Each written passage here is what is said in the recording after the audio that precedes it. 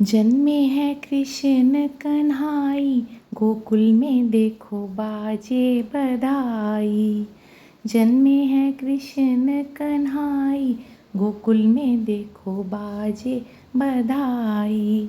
हरे कृष्णा भक्तों, आप सभी को श्री कृष्ण भगवान के छठी महोत्सव की ढेर सारी शुभकामनाएं। तो आज हम आपको बताएंगे भगवान श्री कृष्ण की छठी का उत्सव क्यों मनाया जाता है और हम घर पर इसका पूजन किस प्रकार करें।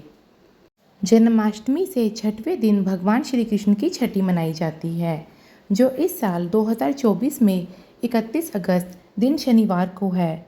तो इस दिन हमें अपने गोपाल जी को विशेष स्नान कराना होता है।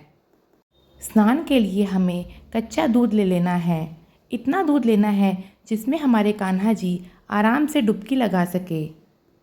अपने कान्हा जी के साइज़ के हिसाब से आप एक गहरा बर्तन ले लीजिए और इतना दूध जिसमें वो आराम से डुबकी लगा सके। अब उन्हें कमर से पकड़कर 3 बार इस कच्चे दूध में डुबकी लगाई जाती है। इसे कहते हैं छठी के दूध का स्नान। अब इसके बाद इस दूध का भोग कान्हा जी को नहीं लगाया जाएगा। आप इस दूध को खुद ले सकते हैं या इसका प्रसाद बना के खा सकते हैं।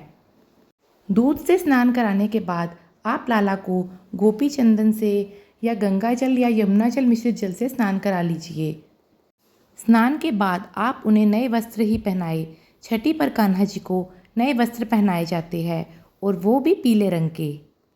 यदि किसी कारण से ऐसा संभव ना हो पाए तो आप पहले से रखे हुए वस्त्र को गंगा जल छिड़क कर शुद्ध कर ले और उन्हें वही धारण कराए। और इसके बाद लाला का सुंदर सा श्रृंगार करें, उन्हें काजल लगाए, नज़रिए पहनाए और उनकी नज़र भी ज़रूर उतारे। छठी का पर्व एक उत्सव की तरह होता है, इसीलिए इस दिन हमें व्रत नहीं करना होता और लाला के लिए अच्छे अच्छे भोग पकवान बनाने होते हैं, जिसमें कड़ी चावल का भोग विशेष रूप से बनाया जाता है। इसके अलावा आप मीठे में हलवा, खीर, सेवैया, मिठाई, माखन मिश्री कुछ भी बना सकते हैं। छठी का पूजन भी हमें बड़े उत्साह के साथ करना चाहिए। इस दिन हमें भजन कीर्तन भी करना चाहिए और लाला को झूला भी झुलाना चाहिए। जन्माष्टमी से छठी तक लाला को झूला झुलाया जाता है। तो आइए अब हम जानते हैं छठी का ये पर्व क्यों मनाया जाता है। पौराणिक कथा के अनुसार जब कान्हा का जन्म हुआ तो नंद भवन में उत्सव मनाए जा रहे थे। 5 दिनों तक वहाँ फूलों से सजावट थी, नृत्य हो रहा था, भजन कीर्तन बधाइयाँ बांटी जा रही थी, मंगल गान हो रहे थे। नंद बाबा और यशोदा मैया बहुत ही प्रसन्न थे। परंतु छठवें दिन कान्हा ने रोना शुरू कर दिया, वह भी बहुत ज़ोर ज़ोर से। सब उन्हें चुप कराने की कोशिश कर रहे थे, परंतु वह चुप ही नहीं हो रहे थे। ये देखकर सभी लोग बहुत परेशान हो गए। लाला की नज़र भी उतारी गई, पर तब भी वह रो रहे थे।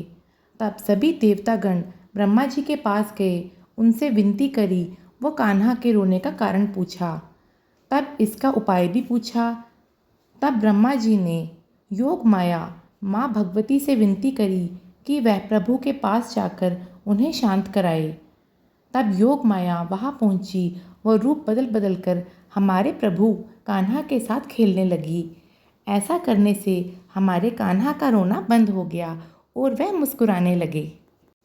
ये सब देखकर यशोदा माता चिंतित हो गई और लाला को अपने आंचल में छिपा लिया, जिससे योग माया उदास हो गई और वह वापस ब्रह्मा जी के पास गई और बोली, अब मैं अपने प्रभु के साथ कभी नहीं खेल पाऊंगी।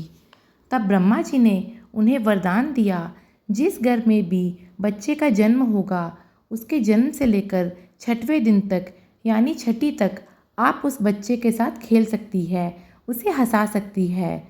और इसके अलावा छठी माता के रूप में आपकी घर घर में पूजा भी होगी। तो तभी से ये छठी का पूजन शुरू हुआ। जैसे आपने देखा होगा, छोटे बच्चे नींद में मुस्कुराते हैं तो वह इसीलिए कि उन्हें छठी माता के दर्शन हो रहे होते हैं। तो इसीलिए हम लाला की छठी का उत्सव मनाते हैं। उम्मीद करती हूँ आपको ये कथा अच्छी लगी होगी।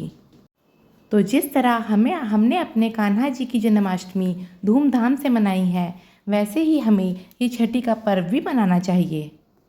और इस दिन अपने लड्डू गोपाल जी की नज़र ज़रूर उतारनी चाहिए, उन्हें काला टीका या नज़रिए ज़रूर पहनाने चाहिए और पीले रंग के या नए वस्त्र भी अवश्य ही धारण कराने चाहिए और साथ ही उन्हें कढ़ी चावल का भोग भी लगाना चाहिए। वीडियो अच्छी लगी हो तो लाइक और शेयर ज़रूर करें। राधे राधे। जय श्री कृष्णा।